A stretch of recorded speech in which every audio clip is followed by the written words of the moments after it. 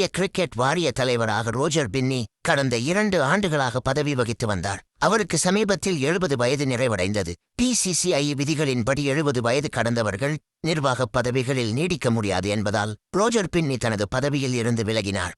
இதையடுத்து துணைத் தலைவர் ராஜீவ் சுக்லா தற்காலிக PCCI தலைவராக பொறுப்பேற்றுள்ளார். இதற்கிடையே புதிய தலைவரை தேர்வு செய்வதில் இந்திய கிரிக்கெட் வாரியம் ஆர்வம் காட்டி வருகிறது. இந்நிலையில் PCCI புதிய தலைவராக இந்திய கிரிக்கெட் அணியின் ஜாம்பவான் சச்சின் டெண்டுல்கர் நியமிக்கப்பட உள்ளதாக தகவல் வெளியாகியுள்ளது. சமீபத்தில் இங்கிலாந்தில் நடந்த ஆண்டர்சன் டெண்டுல்கர் டிராபி டெஸ்ட் தொடரின் போது சச்சின் டெண்டுல்கருடன் இதுகுறித்து பேச்சுவார்த்தை நடந்துள்ளது. அதன்படி சச்சினும் இதற்கு ஒப்புக்கொண்டதாக தகவல் வெளியாகியுள்ளது. விரைவில் சச்சின் நியமனம் தொடர்பான அதிகாரப்பூர்வ அறிவிப்பு வெளியாக உள்ளது.